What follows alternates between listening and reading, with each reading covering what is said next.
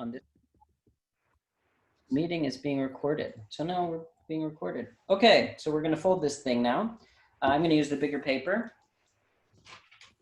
And I'm going to fold so that the white is on the outside as the majority color. So if you want the color to be on the outside, that's your prerogative, but you're going to have to do everything reverse from me.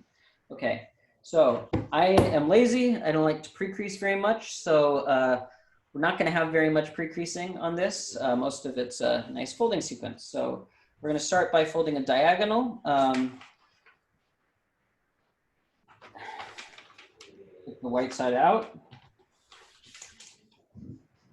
Okay, and the first thing we're going to do is we're not going to fold all 17ths because most of the crease pattern does not use all of the 17ths grid, and I'm lazy.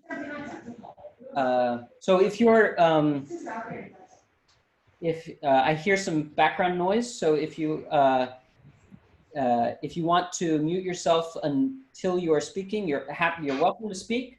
But if we can mute if there are background noise, that would be helpful. Okay, so we got a diagonal. We're going quite slow now. Probably no one needs help. Okay, so the first thing we're going to do is make 17ths, or at least get a division of 17ths. And we're going to use a method that Kamiya uses in his Spinosaurus, which is a variation of one of the ones that I showed before. Basically, what we're going to do is on this top edge, we're going to divide it in a half, a fourth, an eighth, and then we're going to fold this corner to that eighth mark, which will give us 7/16. We're going to cross two diagonals, one at 7/16 down to the bottom right corner, one to 1/2 to the bottom left corner. And where they cross is going to be 1/17 from the top of the square and divide it into 8/17 and 9/17. So that's what we're going to do. So the first thing we're going to do, I said that very quickly. So what we're going to do is first mark a tick at halfway, just a small tick mark. Okay, that's halfway. Now we're going to mark a fourth right here. Okay, you see a fourth there. Then I'm going to mark an eighth. And then I'm going to take this corner and fold to that eighth mark, which is going to give us 7/16. Okay, and one of the things that I like doing when we've got a class like this online is just to mark these things. This is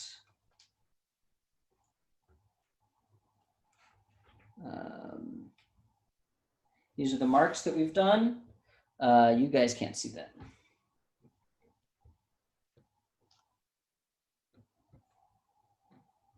Okay, can you guys see that yet? Okay, so here's our 1/2, here's 1/4, 1/8, and then this is folding this corner to that 1/8 mark, gives us 7/16. Okay, so now what we're going to do is fold lines from the left. There are two marks in the center-ish. The left one, we're going to connect with a value fold to the bottom right corner. And the right one, which is the half mark, we're going to connect with the bottom left corner. So those are the two folds we're going to have right now. And actually, it's easier for me to see on the white side, so I'm going to do it on the white side. You're just connecting these two things with their opposite bottom corner. See my head for a little second.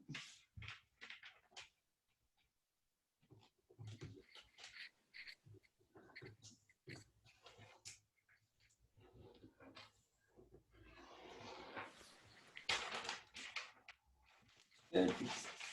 And this one is the 7/16.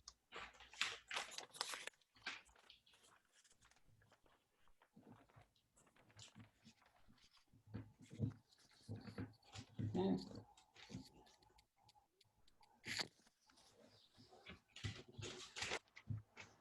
does that look? Looks pretty good.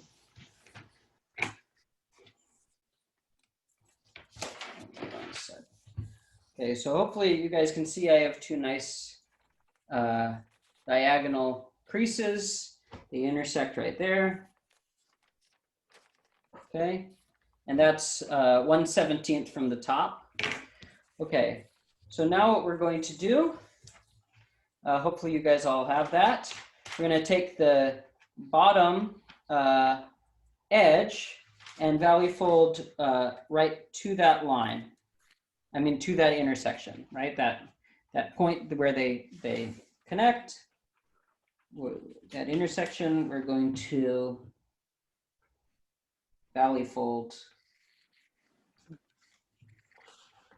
this up. And so actually what we're going to end up doing is that little 17th at the top, we're going to take the rest of the paper and divide it into a 8x8 grid.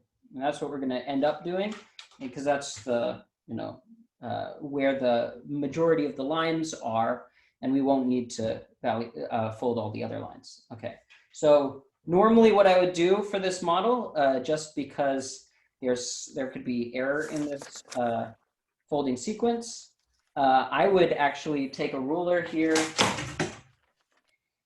and measure how long my original paper was, because we're going to spend a lot of time with this paper. This thing is 35 centimeters, right? And this distance is about 2.15 centimeters. Let's see what that looks like. We've got 35 divided by 2.15. It doesn't look great. Is that 2.15? Looks a little bit more like 2.1. All right, so it seems like it's mine is a little bit smaller than a 17th should be. So I'm just going to adjust that a little bit just to make sure that, we're not doing anything awful. It's not going to matter so much, but since we're going to spend a little while with it, it's good to get right. So what I'm going to do is I'm going to turn it over and then valley fold over that small extra bit. And you can use the back as your guide here, the back raw edge. Should be fine. Okay, so now what we're going to do to pre-crease the rest of a partial grid is something that's controversial, but it's something that I like to do. I'm going to pre-crease 8s through 2 layers of paper. So what I'm going to do is I'm going to take this folded edge and valley fold it onto this colored strip through 2 layers. Because who knows what these grid lines are supposed to be, valley or mountain, who knows. And then I'm going to take the folded edge that we just folded over and valley fold it back to the other folded edge. And here's where you can judge for yourself whether your 17ths are any good or not. If you take a look at the separation here, this thing that we folded over should be about half of what that strip is. And what we're going to actually turn it over here and fold this over. And that should give us the pre-creases we need in this direction. So as you can see, my 17ths, that 17th I folded over, actually a little big. This is a little larger than this one, and probably I should have just trusted my folding rather than the ruler that I can't divide for some reason. Okay, so it's a little off, but it's a big enough sheet of paper. I think we'll be okay. All right, so that's all the pre-creases we'll do for that grid. that direction, and we'll actually do the same thing in the other direction. I'm gonna be on the color side because I like the white, sorry, I like the white side being outside when I'm pre-creasing. So what we have is this small 1/17 strip here on the left, and I have my diagonal line running through my paper as so, right? And so what I'm going to do is that intersection, I'm going to fold this edge up to that intersection, and actually what you'll see is that you should have an intersection down here with this diagonal line as well that you can line up, okay? So I'm actually going to go slightly past where my other one was because it was a little too big before. So I'm just trying to compensate a little bit for my error in the other direction. In this direction, it's not going to matter so much. So folded that, and we're going to do the same kind of pre-creasing. We're going to turn it over, valley fold over that 1/17, and then pre-crease the 8ths through multiple layers as we did before, because I'm lazy. Okay, so hold the folded edge to these colored ones. A lot of times I need to hold the layers in place so they don't move with respect to one another.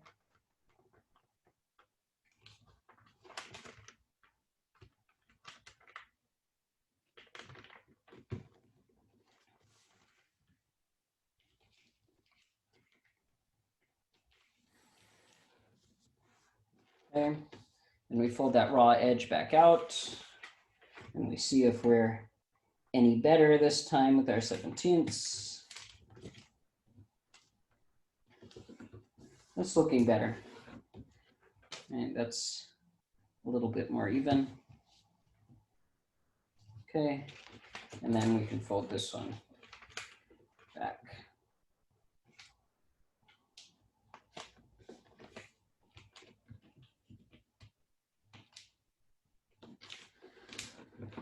Okay, so now what we have when we unfold is we'll have an 8x8 grid, okay, with a extra half unit on two sides. So these are the two sides that we have that extra half unit. Okay, right and top. Everyone good here? I assume you guys are very impatient for me to continue. I just want to make sure everyone's with me. All right. So now we get to the folding. That's all the end of the pre-creasing. Yay. Okay, so now what we're going to do is, what are we going to do? Do I remember what yes, okay. So we have 8 divisions here, and we have a half of a strip on the right and a half of a strip on the top. Make sure you're oriented like this or you're going to have a bad time. Okay, so what we're going to do is take the half of this 8x8 grid, the vertical half, and we're going to mount and fold that behind. Okay, so I'm going to take 4 units on the left, mount and fold that behind.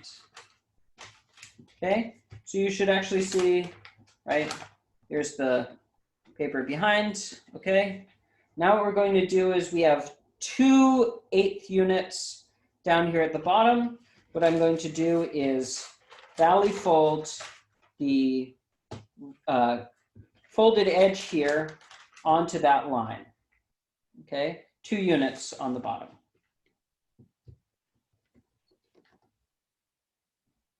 And when you're folding these kinds of grid-based, especially these kind of checkerboard patterns, it's more important that your lines go through the points that are on your grid than it is for, things to line up non-locally. These are kind of, intersections are more important. So if the edges down here don't quite line up, it's more important that these are going through the grid intersections than these other things line up, okay? So you got that fold. What I'm gonna do, there are 2 layers of paper here. What I'm gonna do is take the back layer that's kind of inside everything, the back layer, and I'm going to actually mount and fold it behind, down, underneath this flap, okay? So that's what we've got. Everyone happy there? It kind of looks like we just folded the diagonal and squash folded, okay? So now we get a fun spread squash. This is, you know, some of, you know, these spread squashes that are on the outsides. What we're going to do is take this 1/8, this folded edge 1/8, valley fold it in half, okay? And when we valley fold it in half, we're going to spread squash this thing so that it creates a triangle with this point, 1, 2, this point, 2, 1, this point. So this will be a 45, 90 degree right triangle that whose vertices are on grid points as we spread squash this thing.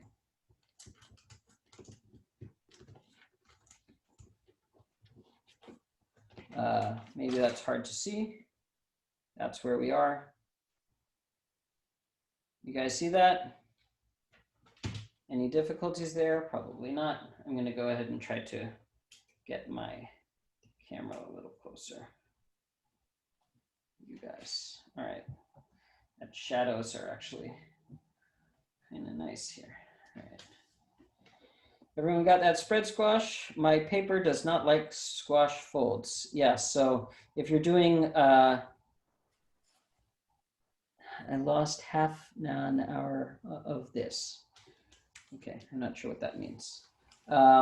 So if you got a rip, that's no good, but you know, at least that's not on the color change part of it, right? It's this thing out here, right? You can actually see this spread squash is what this is going to be. Right? If you're using foil, you just got to be really careful with spreads. Okay, now we're going to do the other side, right? And we're going to do the other side by taking the 2 units at the top, and we're going to mount and fold that, just the top layer here, and we're going to just swivel, you know, rotate that down over the rest, okay? So we're just taking this mount and fold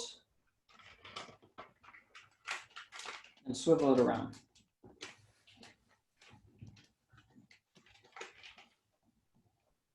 Again, making sure that your intersections go through your grid points.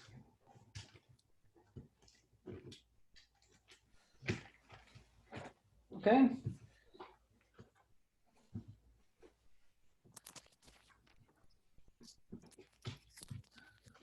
All right.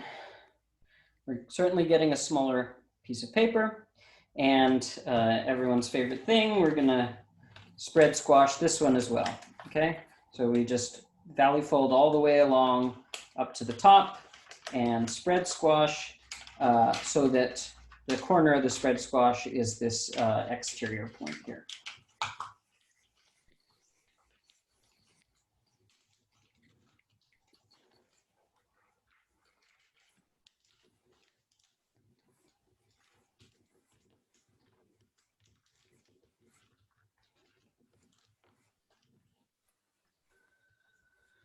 Okay, maybe it's time to get closer. No, maybe not. I'm gonna make the lighting a little bit more dramatic so maybe we can see the shadows.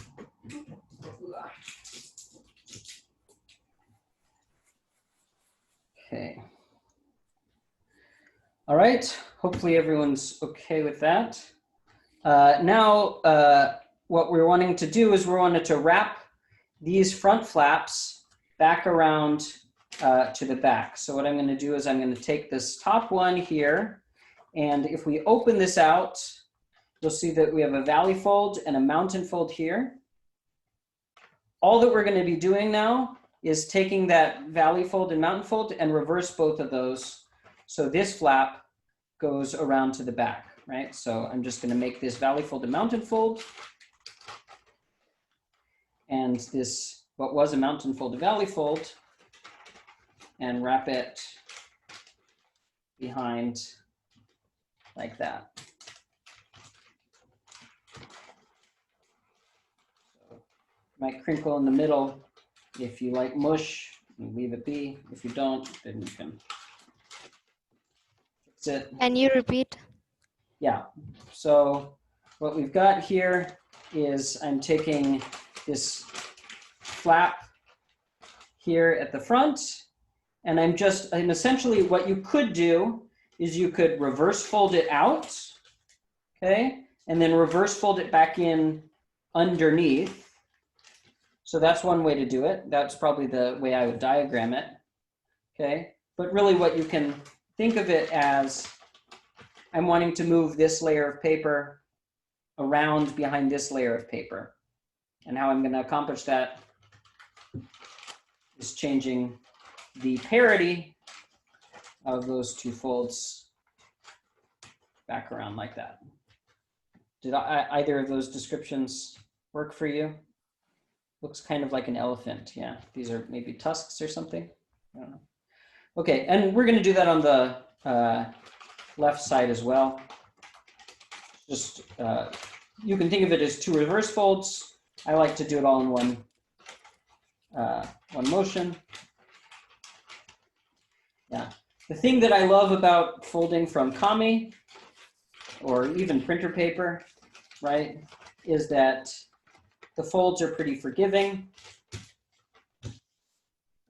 Things can be reversed, and you can usually clean things up later on. I tend to like Kami because it's thinner.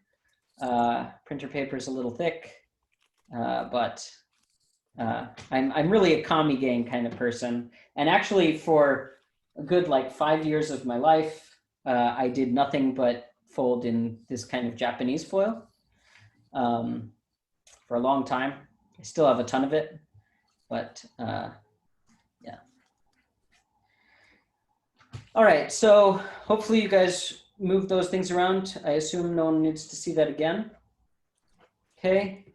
I don't know if, I'm not gonna say there's a ranking between Kami and PP, guys, so let's cool it.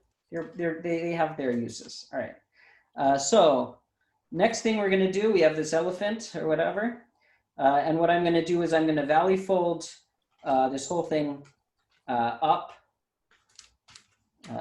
and trying to get that on the grid lines inside here.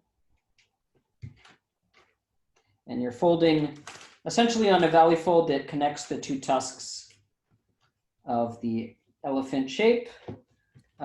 You can also judge it based on, there are these two flaps that are crossing, right? They cross right here down at the bottom, okay?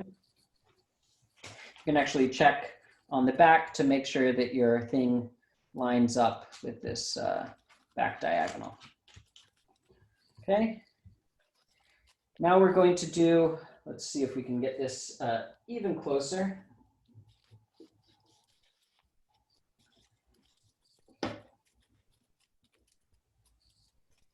I've got really kind of an awful setup here with my my camera, so you know, hopefully in the future we'll have a better lighting situation if these things happen.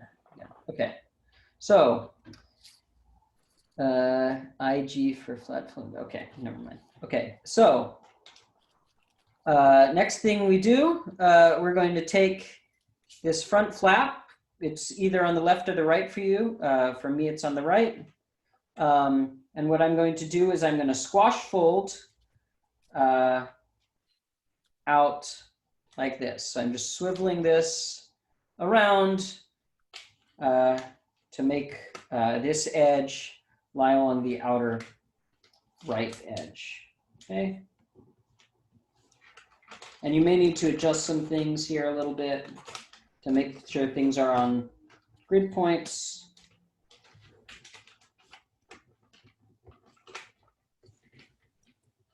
But yeah, something like that. And then you are going to take this flap out, okay, and squash fold on the left similarly. You can see some of my markings from earlier. So one of the things that I found is that there's a little gap for me on the right side. So I'm just going to readjust this right edge so that it's a little closer to the middle.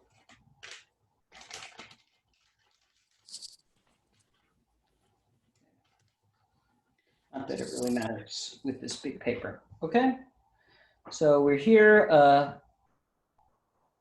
Linda, sorry to see you go. Hopefully we'll put the recording. I probably shouldn't be using names anyway. Okay, so we've got that for everybody.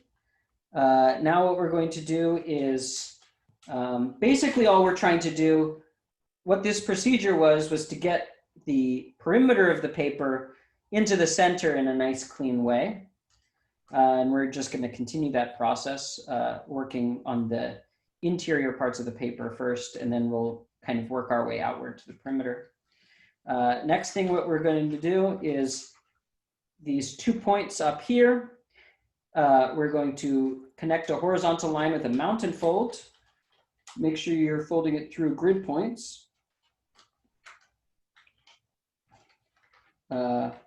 Right here at the top, okay? And what I'm going to do is valley fold it down to this point right here. You can actually see there's a square here, a square here. We're going to put this line right in line on the bottom there.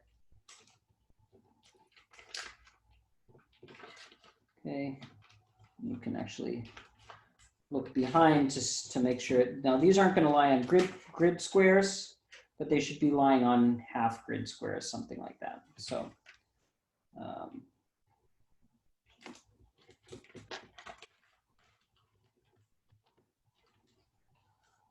okay.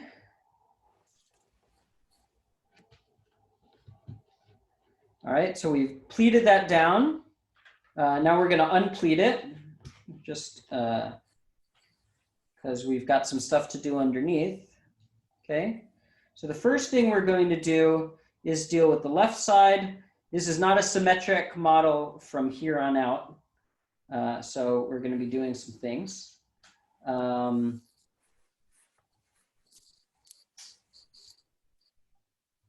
What are we going to be doing? What do I forget that we're supposed to be doing? Right. Okay. So, oh, it is still symmetric for a little bit longer. Okay. So we pleat this, unpleat that. Okay. So we've got this. We got these two pleats of paper down here at the bottom. Okay. Okay. And what we're going to do is squash fold both of these down along grid diagonals. And it's going to leave the half grid border. It's not going to lie flat. We can actually make it lie flat. We squash fold this half grid border down. Okay, and we do that on the right side as well.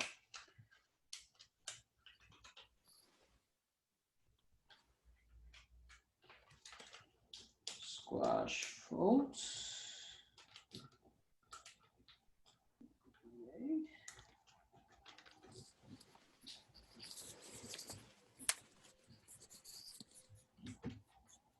Having some issues with alignment here, but as it is.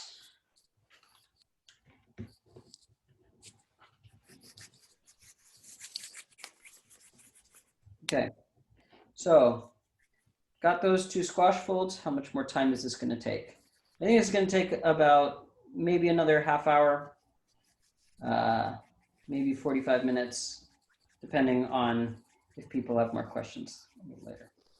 Okay, so now I'm going to unfold both of these. It's going to kind of tilt up a little bit like this.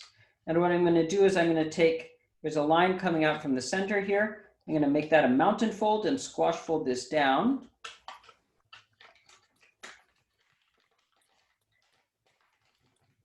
Oh, like this.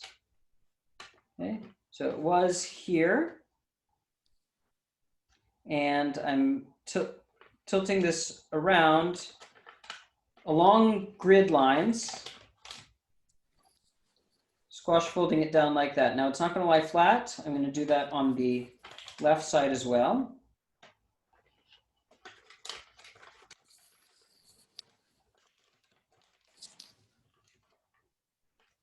Okay, see that? I'm squash folding those back down on the left and the right. I'm still not going to collapse it down. I could collapse it down like that, but I'm not going to. Okay, everyone with me so far? Anyone need to see something again? We've done a little bit. Okay, so now we should have these two corners down here. And what we're going to do is fold valley folds up to here where the folds meet. Those valley folds should already be pre-creased from when we folded our flap down. Okay, and then we're just going to collapse it down flat. Okay, so big old collapse. If we fold that back up, that's what it should look like. Anyone want to see that again? Everyone good there? Okay, so we'll move on. Okay, now from now on, this is where we're going to have an asymmetric model. I'm gonna just try to get this in a little bit better position here. Okay, so the first thing we're going to do is we've got this white corner on the left. I'm going to valley fold this in along this vertical edge. Just going to valley fold that over to the right. It might be a little thick at the top. Okay, see that? What I want to do is I want to reverse fold that inside, but you'll notice it's kind of got a fold up here on the top. You're just going to kind of unfold that fold a little bit and open it up. It's just going to look like a regular reverse fold. And then you're going to fold back up there. Okay, so you should have these two flaps just like that. It's just that the top of the reverse fold gets folded in half like that. Okay, so I'm just going to show that to you again. So we have this flap that we folded over. We're reverse folding this in, but you'll see that the top is constrained. We're just opening up that top, reverse folding it in, and then folding it back down. Okay. Everyone good there? No questions? Okay. So now what I'm going to do is I'm going to take that flap, that front flap that we just reverse folded from underneath, I'm going to valley fold it up along the horizontal line, and we're not going to squash fold this down yet. How we're going to squash fold it down is not symmetrically like this. We're going to offset it from the bottom. The top crease should be a vertical fold. Let's see if we can get even closer. Yuck.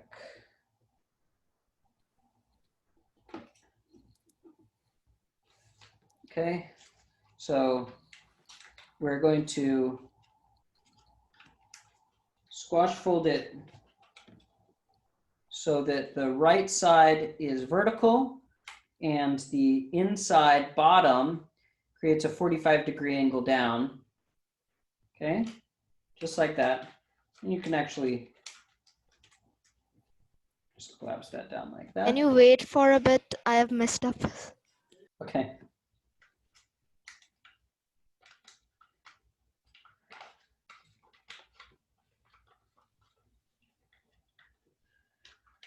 Let me know when you're ready.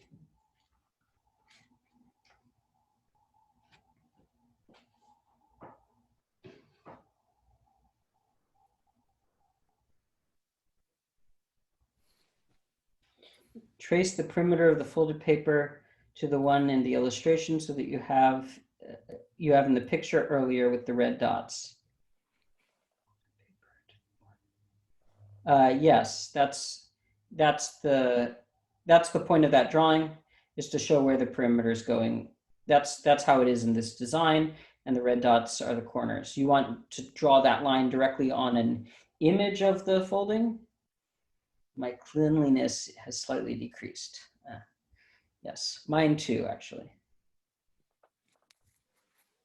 I am stuck at a point, and can you just help me out? Yeah, I'm not sure where you are though.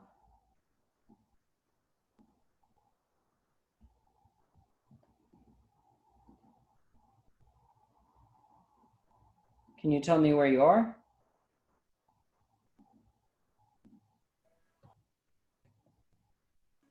Yeah, I have turned on my video. See this part. I tried to reverse this corner. Okay, I don't know which video you are. This is Parth. But This is Parth? Parth, okay. Yeah, the recording should be available after. So if you want, you can always go back and try again and rewatch Jason's video. Yeah. Okay. Okay. So is this the general shape of what your model looks like? Me? Yeah, one side is actually fine, and the other side, I think I actually unfolded it while trying to reverse fold. Yeah, that corner only. Okay. Well, hopefully you can get back to where you were. Right now, what we're doing is squash folding this to the left. And now what I'm going to do is pleat the rest of this paper so that this edge lies on itself like this. This should all be on half grid points.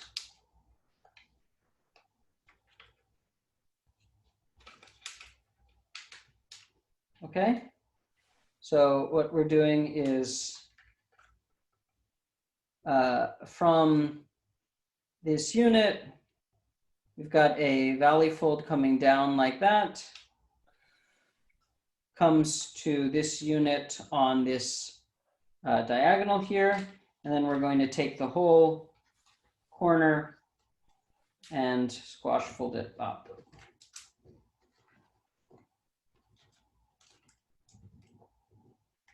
And ideally, this would come to a point, but some of my measurements seem to be off a little bit. Okay, so what did we do there? We were here, we collapsed it up like this, and we're just pleating it back and forth. This comes along for the ride on this diagonal.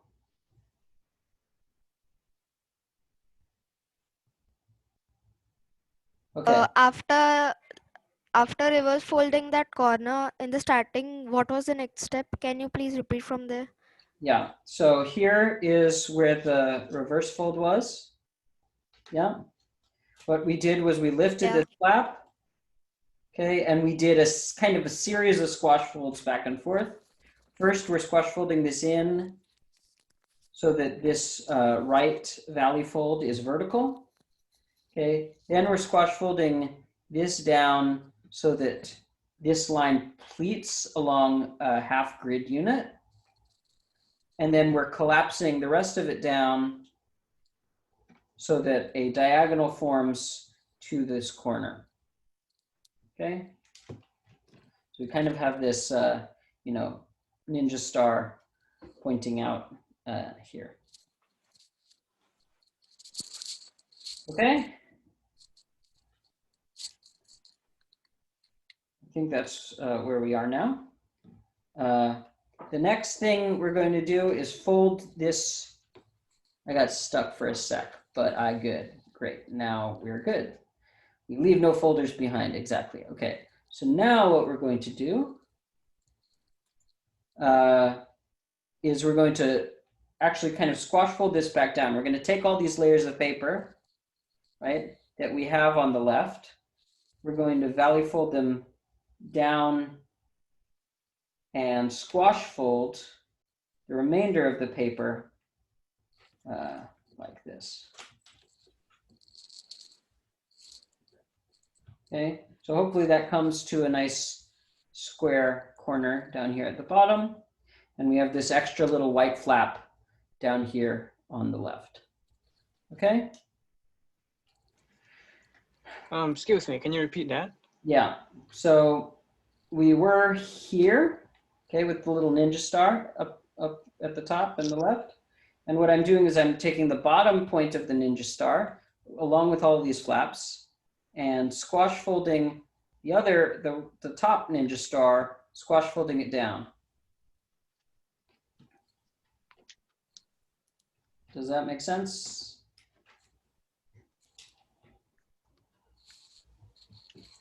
Okay. Maybe I missed the step before that. Yeah. So the step before that was this whole fun squash procedure, which was lifting this guy, squashing to the left, squashing these guys so it parallel zigzags, and then collapsing it up so that it's got these two points.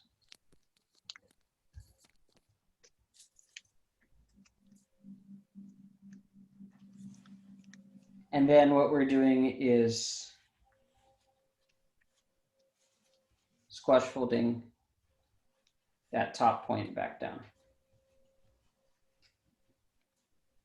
Okay.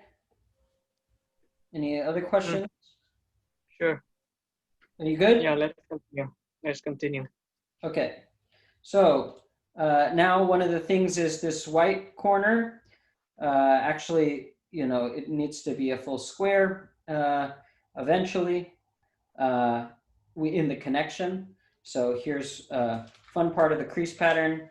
This is gonna be the hardest step for you if you're doing the whole thing, is trying to do this spread squash because you won't be able to access inside here very easily because these edges will be connecting to the unit, the fourth that's next door here. But what I'm going to do is I'm going to lift this up, okay, kind of like opening the skirt of this thing, okay? And I'm going to take this flap here. There's one pleat here, right? Okay. And I'm going to pleat it to the left. And you'll see we've got this extra paper here. We're just going to spread squash that open. And it's inside, so it really doesn't matter how you spread squash it. I like to spread squash it so that it's on grid points, which is up here. This is a level shifter, if you didn't know what it was. This is I'm level shifting to make sure that these grid pleats are there. Okay, so we got a spread squash, and now this is our square. It's not really going to matter here because that's not participating, but you know, full disclosure, that's how it needs to be for the connection. Okay, so that's the start of the left side. Now we're going to be working on the right side for a little bit. What I'm going to do is I'm going to lift this flap here and squash fold it to the right. Okay, this is kind of where we were before with it. I'm just squash folding that up to the right. And what I'm going to do is valley fold this corner to the left to make a big square here, and then valley fold 1/2 unit to the right. Just that little pleat. Okay, and then I'm going to squash fold it back down. Okay. So all I did there was I opened this up, we made this little pleat, and then I closed it back down. Just this procedure back and forth. Okay? Everyone good there? Okay. Now we're going to work on the top. Okay? So I'm going to fold this corner down. First, we're going to do something on the left, and then we're going to do something on the right. The thing we're going to do on the left is we're going to valley fold this up to the right along this diagonal that will kind of unfold this crease and make this a nice big square on the right. Okay? And what do you do with this, this top left corner, you ask? Well, nothing right now. Okay? So now we're just opening this up. We're making that nice crease, okay? And we see there's a grid here. Okay, what I'm going to do is there's a grid point there. Here's a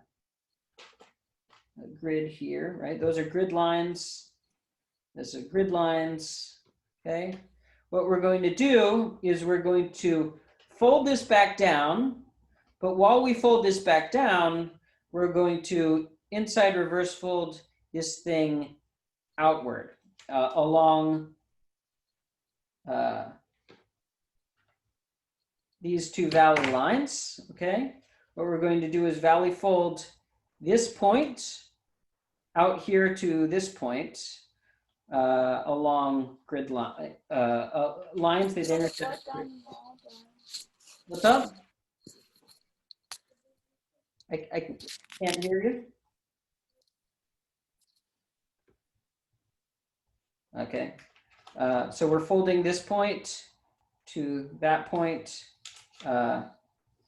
incorporating basically a reverse fold into this fold we have right here. And when we're done with that, essentially what it'll look like is another way of saying that is to take this corner here and reverse fold it out to this corner, okay?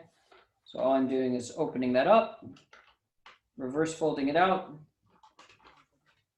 just like that. My cleanliness is completely gone, sadness. Okay. So we have reverse fold out to the left.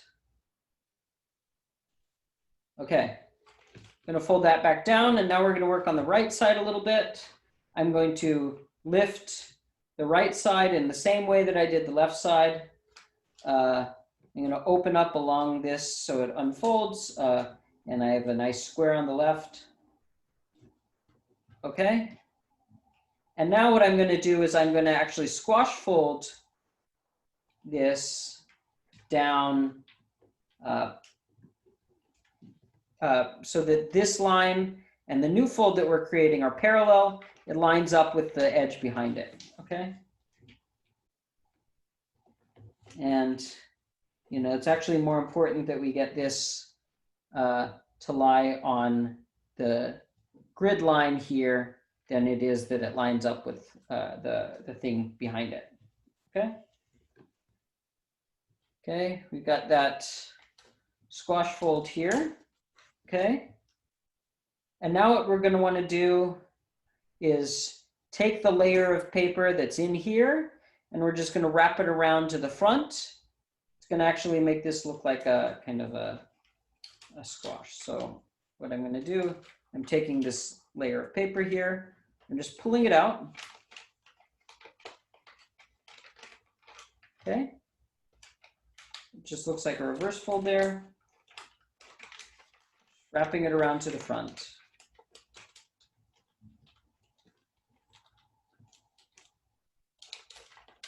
So that's what we're doing there.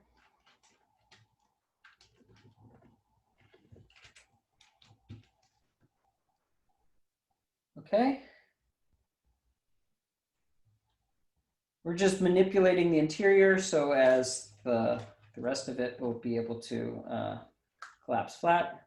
Now what we're going to do is take this colored square. We're going to take the outside top corner, valley fold it down to the, just folding that square in half essentially.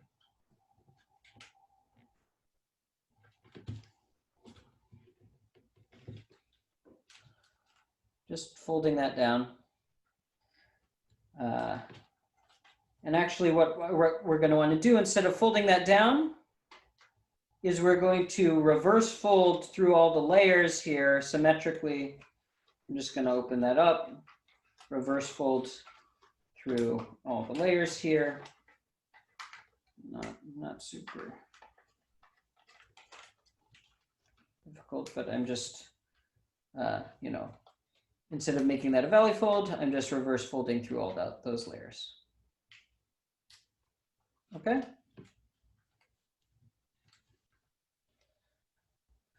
So we've reverse folded through all those layers, and what I'm going to do is take this corner, pull it out down to the right, and it's essentially, it's kind of like a spread squash. I'm just going to spread squash that down so it kind of looks like that. Okay, sorry bro, leaving. Okay, cool. We'll put the video up so you can follow along later. So this is where we were. We got reverse fold, and now I stretch this out and squash it down. Okay, cool. All right, now is for another one of those sequences of fun squashes, not sinks. I don't think there's any sinks in this model, but it's kind of a sequence of squash folds that are kind of going back and forth. So the first of these squash folds is going to be from this grid point through this one to that one. We're going to valley fold that up.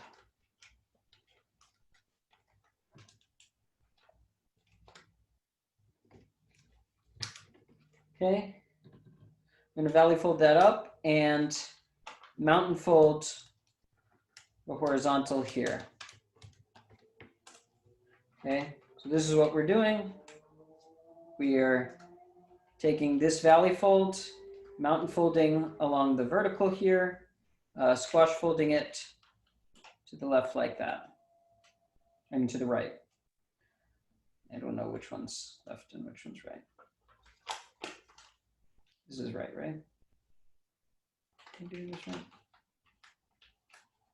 Yeah, okay. So now this stuff is 3D right now. It's not lying flat.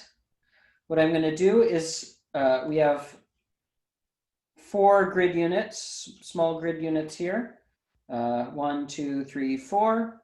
I'm going to take this vertical line, which is 3 grid units in from the right, and I'm going to mountain fold along that line and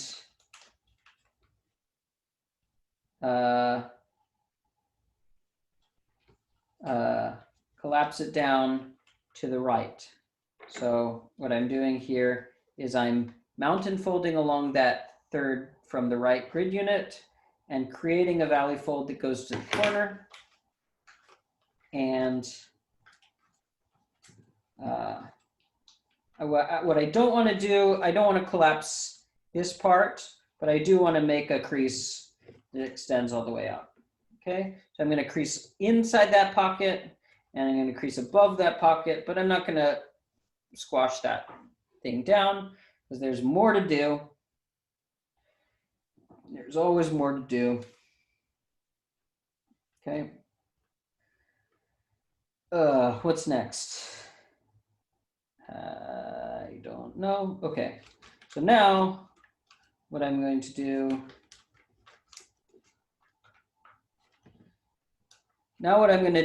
is, yeah, can we redo that? Yeah, there's a long step there.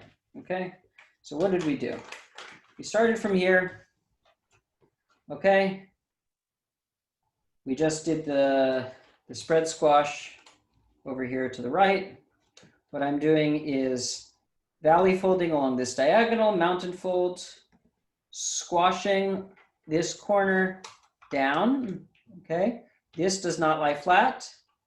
Then what I'm doing is I'm taking the third from the right unit, mountain folding that, creating a valley fold diagonal to the corner, collapsing it to the right, and creasing this down. But not collapsing this guy. You can if you want to, but we're going to unfold it. Okay, is that doing okay? Does that answer your question about where we are right now? Yeah, I got it. Great. So now what we're going to do is take this line, okay, and we're going to mountain fold this line here. That's the left boundary of this square. Starts at where the color change happens here. We're going to mountain fold that. Okay, and collapse this guy back down to the left. We're going to mountain fold. We're going to mountain fold that to the left. And it's a little tricky to make sure that these things are on grid units. Okay, and we're just going to finish the squash, collapse down to the left. Okay, so what the hell did we do there? All right, right, so we were here, right? And we mountain fold this guy, and we took this flap out, squashed it down along perpendicular lines, and then squash fold the corner up to the left. Gotta leave here too. Lol, imagine memorize this whole folding sequence to teach it. Wow, Squash City. Okay. So this is not how the thing was designed. I designed the crease pattern first. I folded it from the crease pattern, and then I spent a few hours earlier this week figuring out a sequence that I would appreciate folding this cleanly. Okay, so are you here, JP?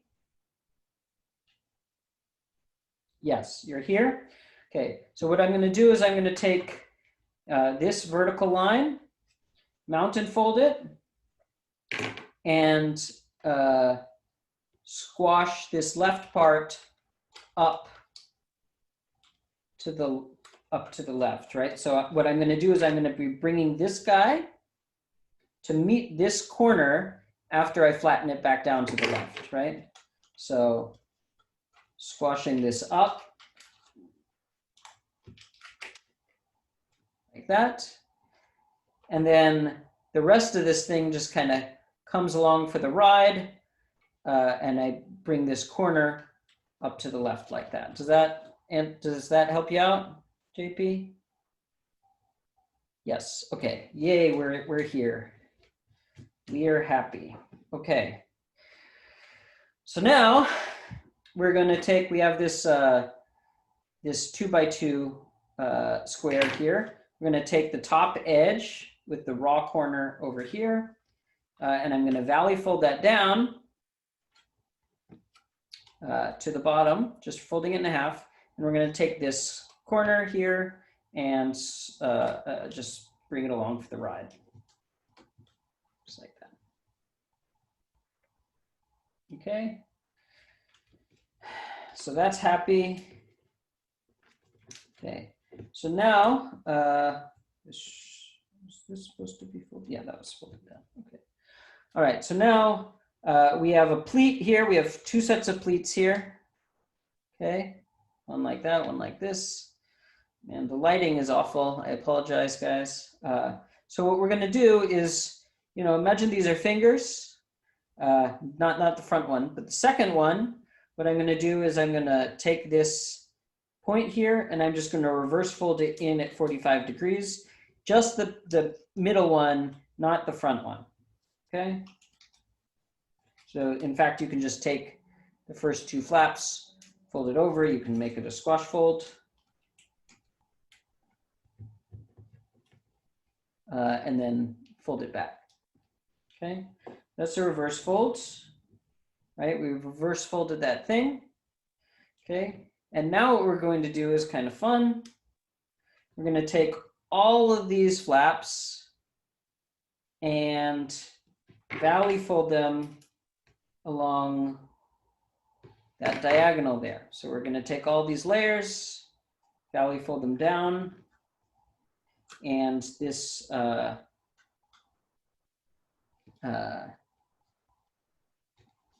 this thing we can just have lie flat like that. Okay, everyone see what we did there? Basically, we took this top edge, we valley folded it down to the vertical line, and then we just squashed this down up top. Okay. All right, now we're going to, there's so many squashes in this model.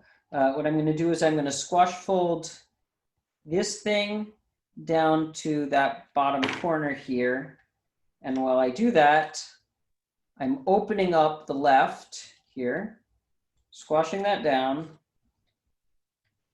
and squashing this apart.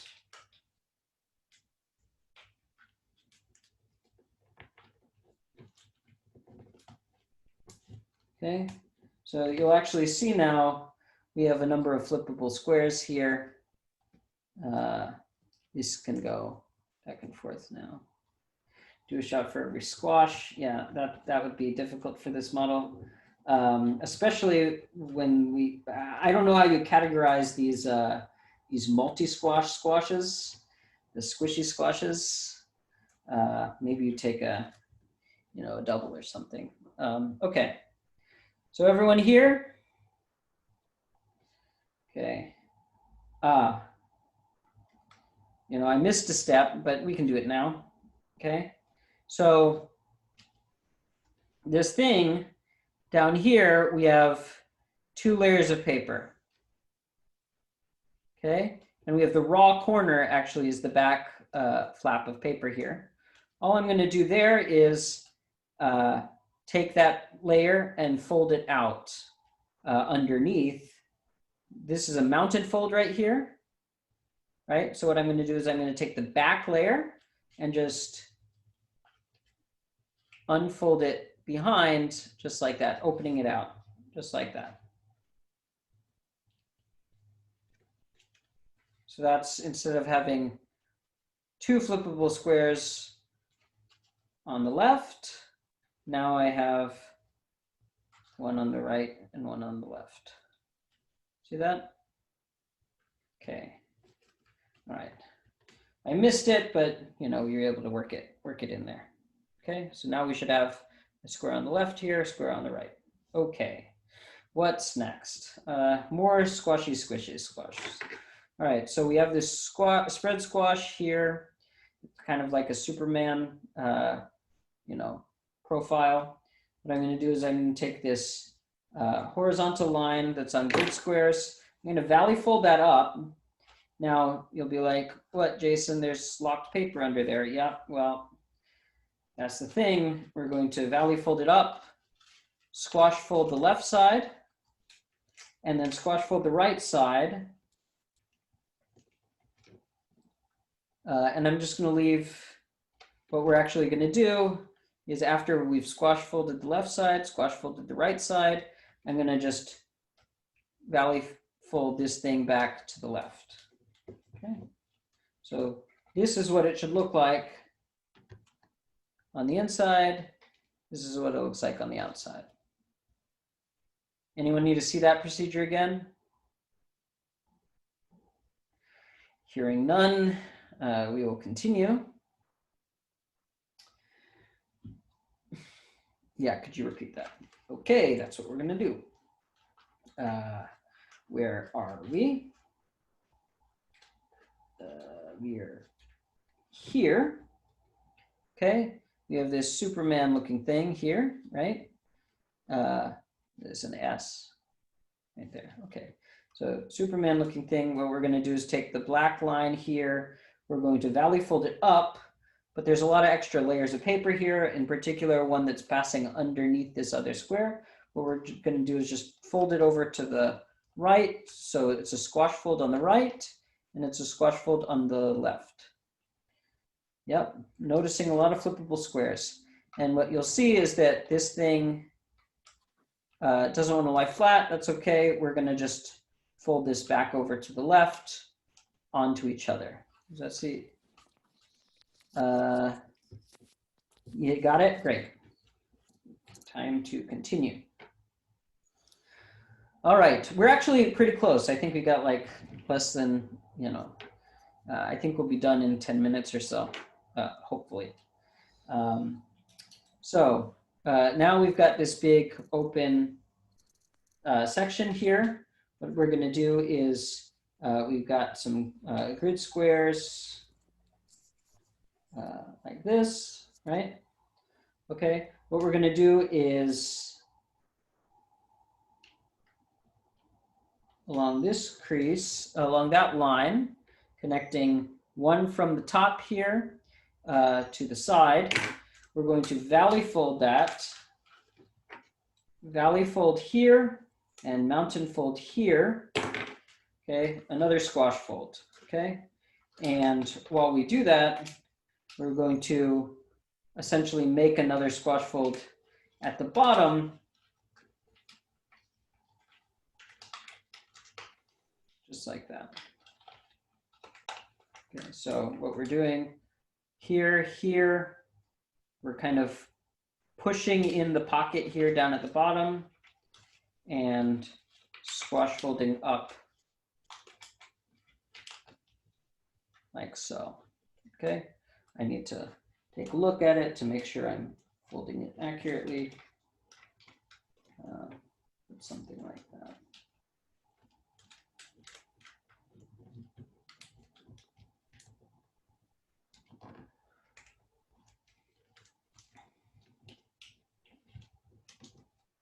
Okay, everyone get that? So a couple of squash folds. Great.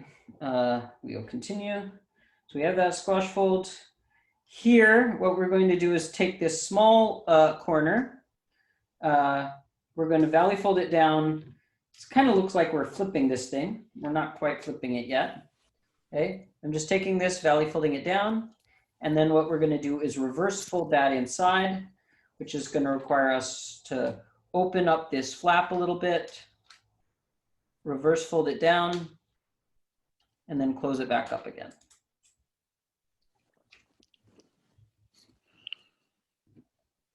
Okay, people got that?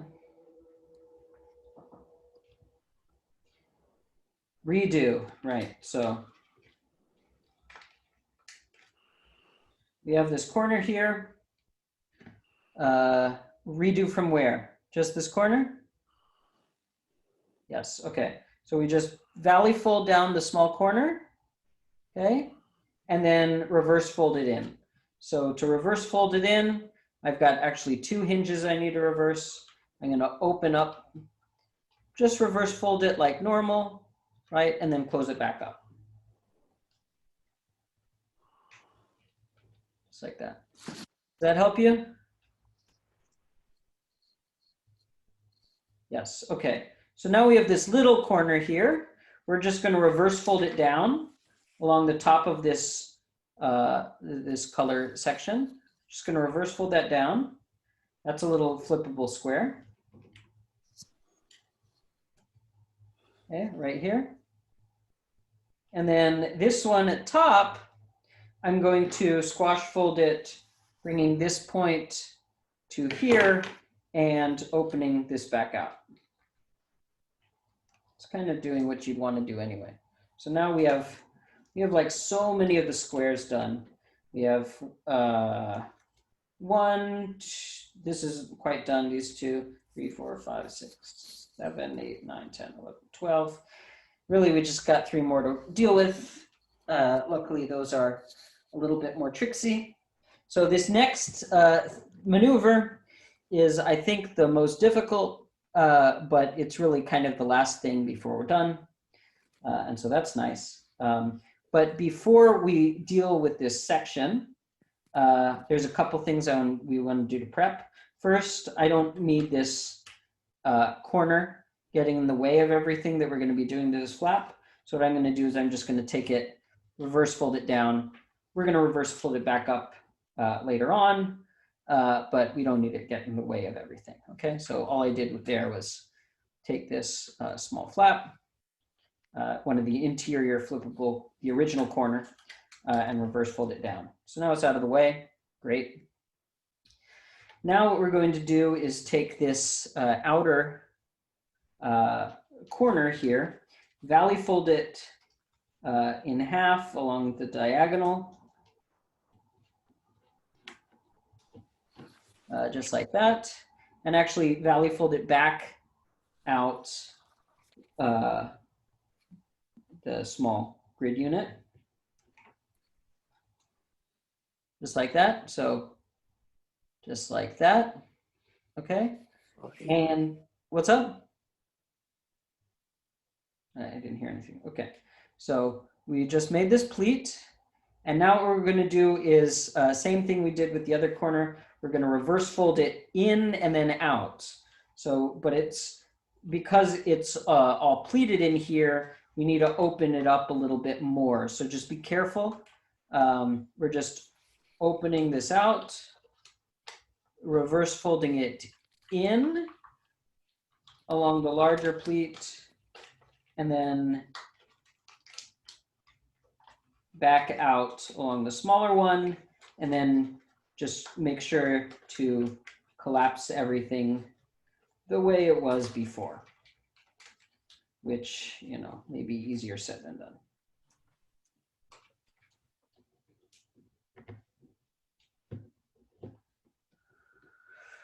Okay.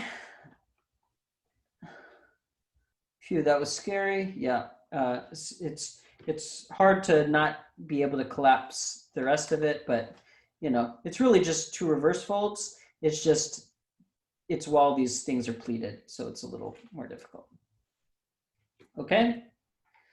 And now the last kind of scary thing to do is a weird kind of squash. So what we're going to do is we have this 2x2 section here. I mean, this is a 2x2 section here, 1x2 section here. What I'm going to do is I'm going to mountain fold along this guy.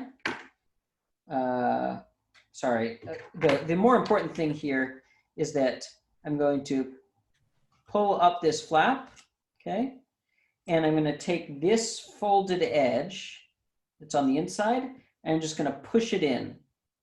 And really, if you imagine this having a square right there that has a mountain fold along the diagonal, what I'm going to be doing is I'm going to changing there to be a valley fold along this diagonal. So getting rid of this mountain fold, putting a valley fold along the other diagonal. So basically I'm just pressing that in. Now you can see I've just kind of pressed in that diagonal, and you're going to want to pinch to make that diagonal actually happen, right? So that's that diagonal. And what I'm going to do now is press This thing should kind of be standing upright along this hinge here. I'm just going to press this down from either side. Okay. Squash fold this down to the left. Squash fold this thing down on the top. And that should collapse down to give us our last flippable square. Okay, so what did we do? That I'm not sure anybody followed that, and but we're going to try to go back so that I can't believe that worked. Yes, I can't believe that worked either, actually. Okay, so let's just try that again. We've got this little mountain fold here. I'm just going to press that in, right, to make the other diagonal a valley fold, okay? And then I'm going to flatten in this thing, basically flatten it underneath that square, okay? Flatten that down, squash fold this to the right, squash fold this thing down, and then it should just be able to squash fold down just like that. Okay, so now all that's left to do is undo this reverse fold. So now I have the flippable squares 2 in here. Oh, could you redo that? Yes, it is the last major fold, so we'll just, you know, do it again. Gotta reverse the process a little bit. Okay. Dun, dun, dun, dun, dun. We will do it one more time. Okay, so these are the squares, right? What we've got is that mountain fold on the inside here. I'm just going to press it in and make it kind of pop the other direction so that a vertical, this other diagonal creases, just like that. So I'm pressing it in kind of as far as it can go. And then I'm taking the 2 sides of this hinge, right? And I'm pressing it down up to the top. Wait, I missed it. Wait. Okay, what am I waiting for? I'm trying to get back to how it originally was. Okay. So this is how it was originally, you know, we've got the reverse folds here. We just did. I'm going to actually show it one more time, and then I'm going to ask you to look at the video if you can't get it. So what we've got is a mountain fold here. Okay, it's back. Okay, this is where we are. We've got a mountain fold here down at the bottom. What I'm going to do is open it up from behind, and I'm going to press that thing in.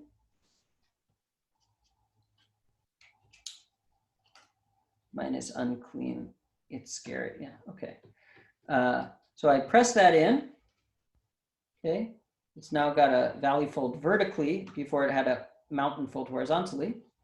And now what I'm going to do is I'm going to take this side and this side here. I'm going to press it up and to the left. This flap is going to want to press down to the right.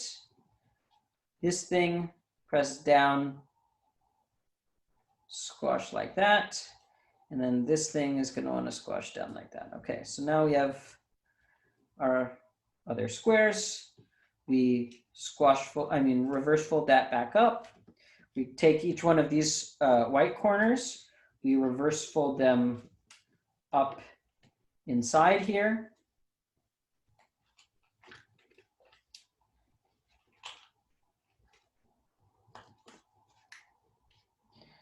No, mine's not particularly exact on camera. It's too bad. Okay, and on the left.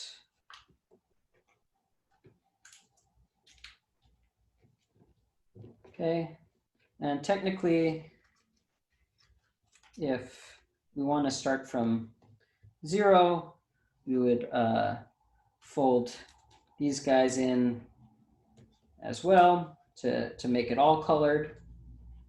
And actually, technically in the crease pattern, this guy is also folded too.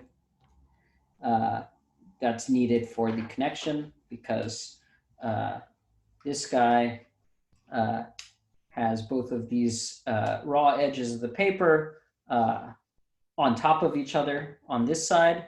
So this guy, it needs these two raw edges to be on top of each other on this side. Okay, and then the last thing to do is kind of just an aesthetic thing. I like slipping these two white flaps on the top. I like slipping them underneath the squash folds, the spread squash folds. Just gives it a little cleaner look. Okay, and that's basically it. And we can obviously flip it all to the white side as well. Let's see if we can do that relatively quickly.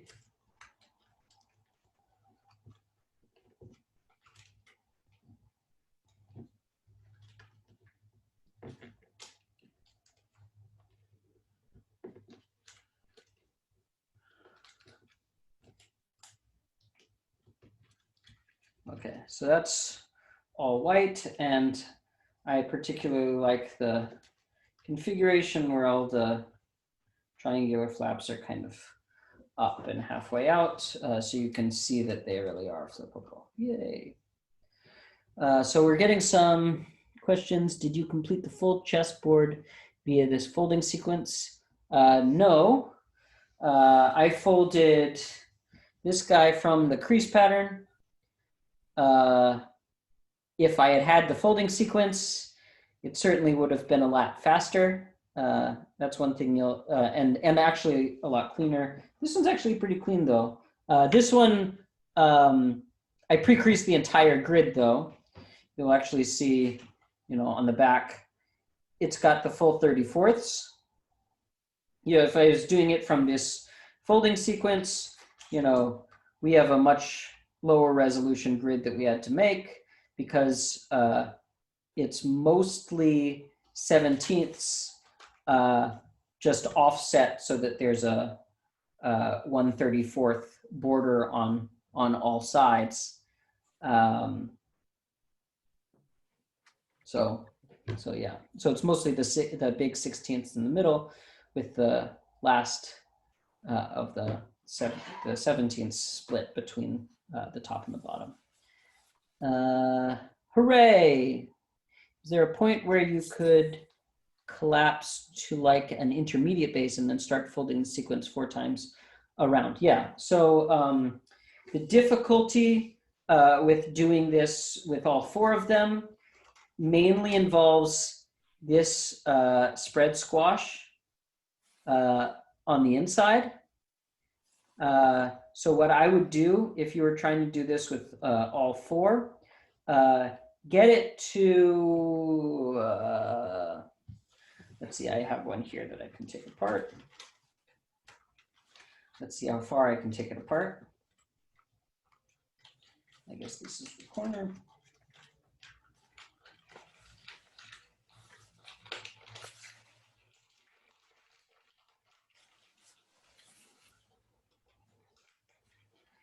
It certainly unfolds a lot faster than it folds.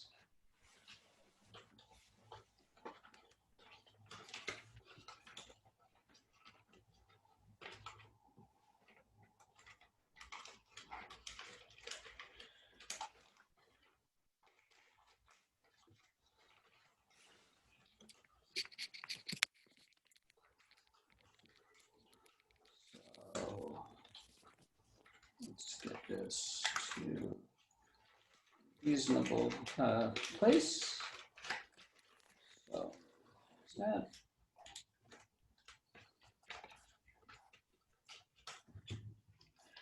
So for the base, you can certainly get it to this configuration all the way around.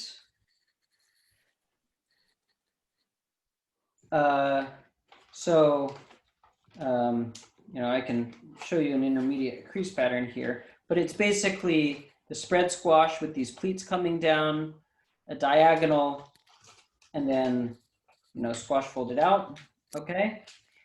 If you get this all the way around, then actually the only way you can get to the inside is through this little hole, okay?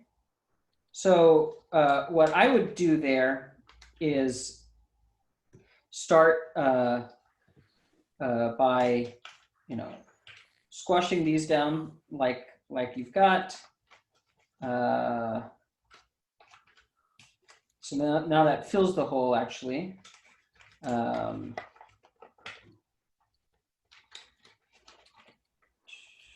Yeah, the difficulty with this model in collapsing for all four of them is you got this one extra unit on all the things. And so whenever you try to collapse this down, they always overextend and conflict with each other. So it's a little bit more difficult to try to do that particular folding sequence with all of them there.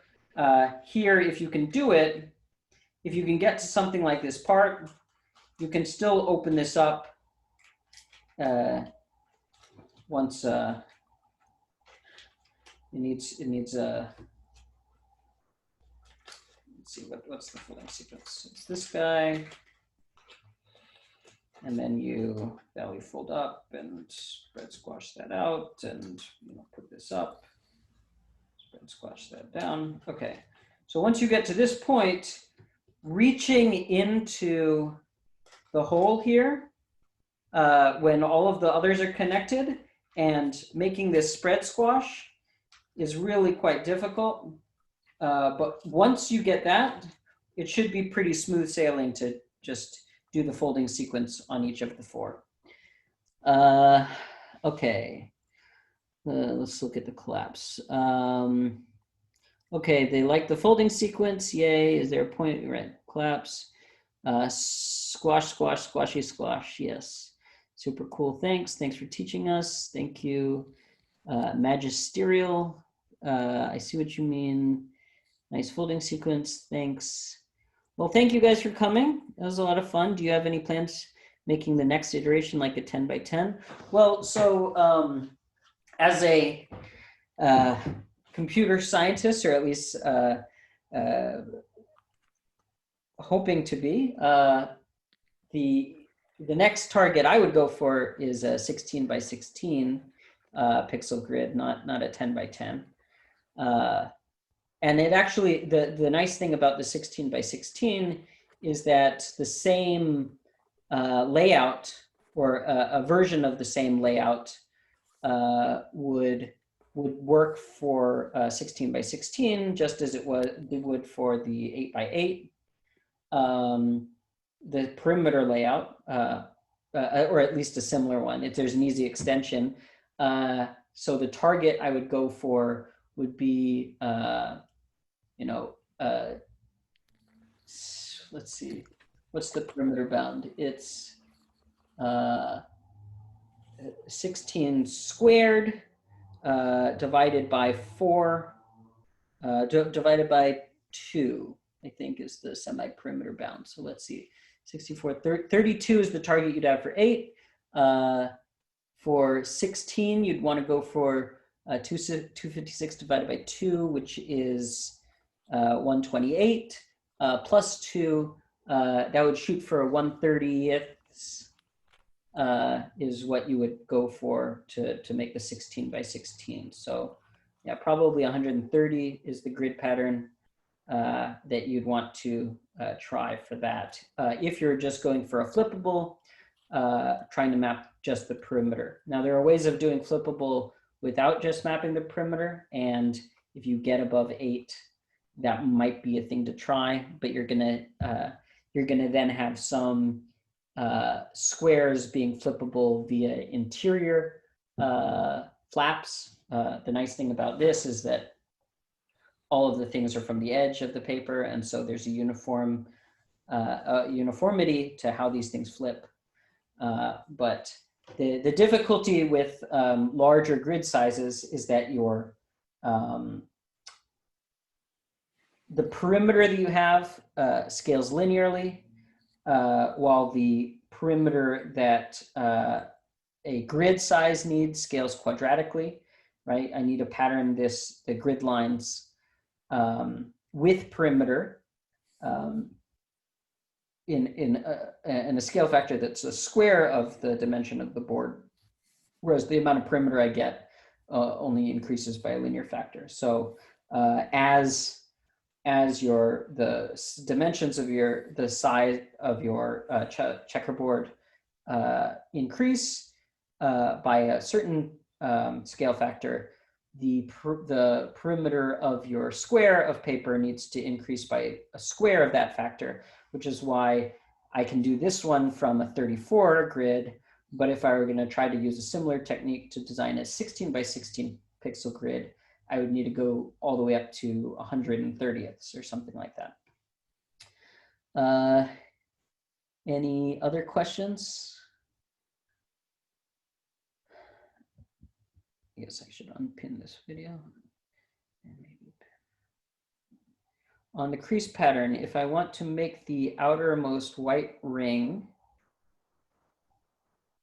the outermost ring white, should I treat the valley as the red line or the blue line? I see. So it depends on how you're looking at the crease pattern.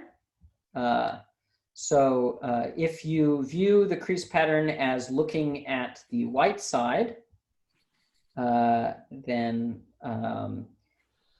it will have one orientation, and if you had it on the color side, it would have another orientation, right? So if I were taking a look at this this crease pattern here, if you can, I'm sharing my screen.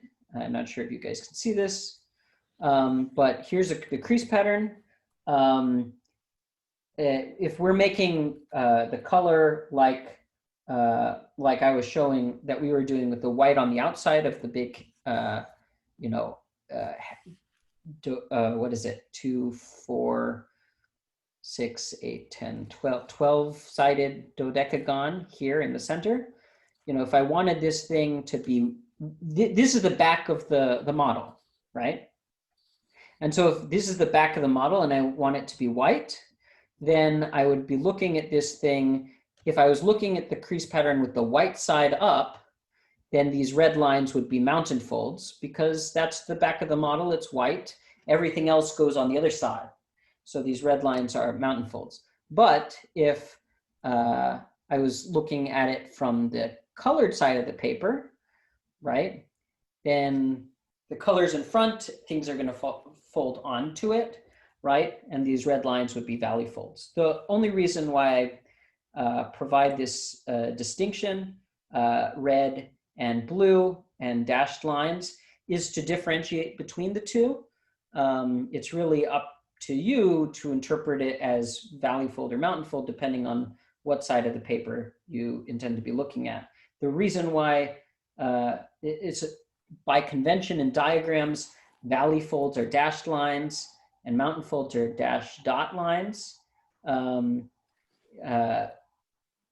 Having dashed lines and dashed dot lines in a crease pattern is quite distracting, and so Aripa uses the convention of having certain lines be when it exports, it has certain lines be blue and certain lines be red and dash, and that's how it exports. And so I'm just using that convention.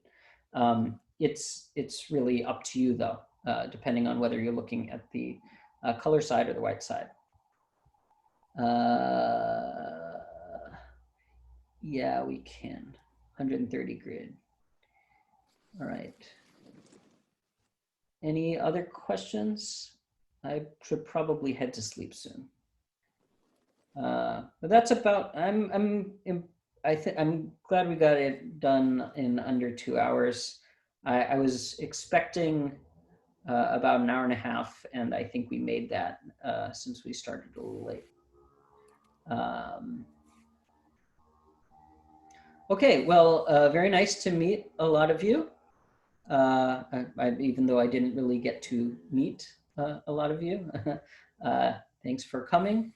And maybe we'll get to do, I just wanted to give a shout out while you guys are still here, that today is at least for me, the October 24th was the start of what we call World Origami Days at Origami USA. I'm the chairman of the board of Origami USA. And they're holding an event right now, which is 2.5 weeks of classes, class every day. World Origami Days is this 2.5 week thing that spans the time between the traditional Japanese Origami Day in November and Lillian Oppenheimer's birthday, who is one of the co-founders of Origami USA. Boyce gave a little link in the chat to this event. Boyce is actually going to be teaching at the event. So if you'd like, it's a pretty cheap fee for a bunch of classes. And we're hoping at Origami USA to provide a lot more maybe higher level content in online form next year. So if you're interested in helping out or interested in participating in those kinds of events, feel free to reach out to me, and we're going to be trying to get you guys more content soon. So that's, I guess, it for my class. So thanks for coming, and see you on Discord land. I will share the recording later. Okay, see you later. Thank you so much. That was very